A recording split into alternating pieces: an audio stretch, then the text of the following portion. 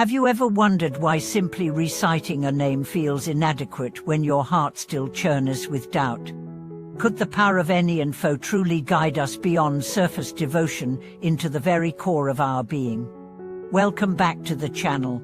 Today we address two vital questions. First, what distinguishes mere vocal repetition from deep, life-transforming Nianfo practice? And second, how can we cultivate the sincerity and clarity needed to penetrate to life's most profound realms with the Buddha's name?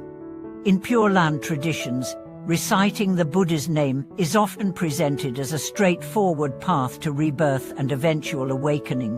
Yet the masters emphasize that without genuine sincerity and undivided mind free from distraction and ulterior motive, the practice remains hollow. Only when Nianfo rises from a heart both humble and steadfast does each syllable become a seed sprouting the luminous qualities of faith, wisdom, and compassion. Later in this video, we will explore three core dimensions of sincere Nianfo: wholehearted faith, continuous mindfulness, and the seamless integration of recitation with daily life, supported by vivid examples of practitioners who have discovered inner peace and insight far beyond their initial expectations. But first, let me share a tale from an old meditation hall.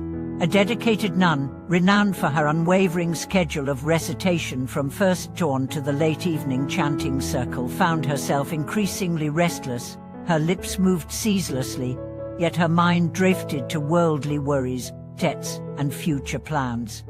One night, overcome by fatigue, she fell asleep mid-mantra, her beads slipping through her fingers. Waking in embarrassment, she wept at the altar, wondering if her effort was in vain.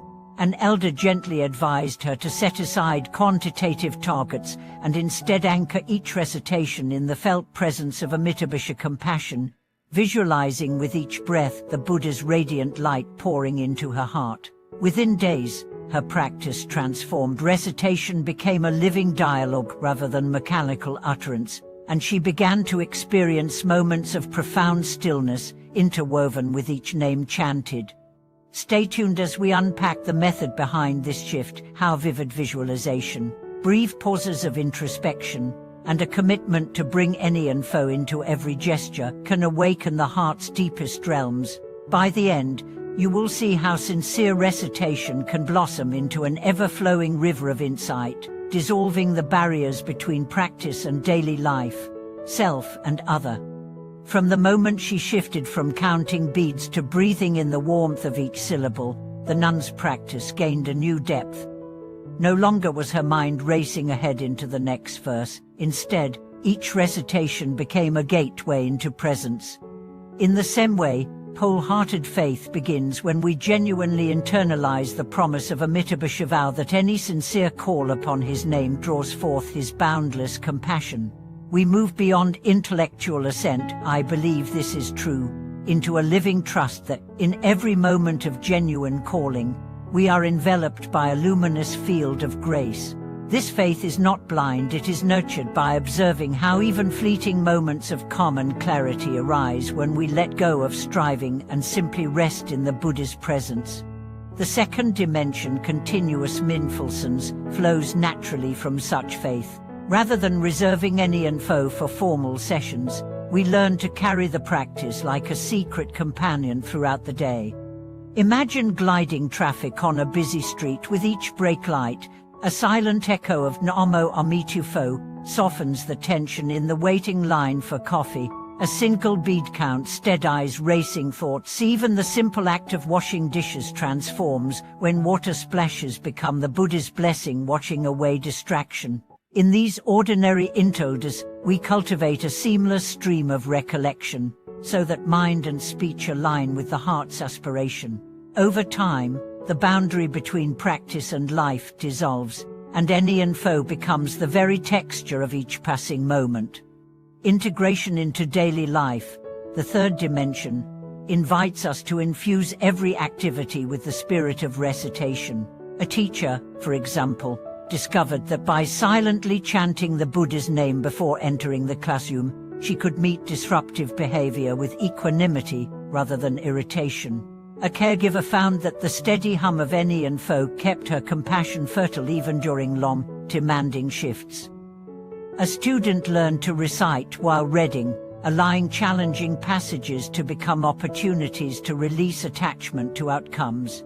In each case, the practice ceases to be an isolated ritual and becomes the wellspring of wisdom that informs every decision, word, and gesture. These three dimensions interweave to generate a robust inner landscape. As faith deepens, mindfulness becomes effort.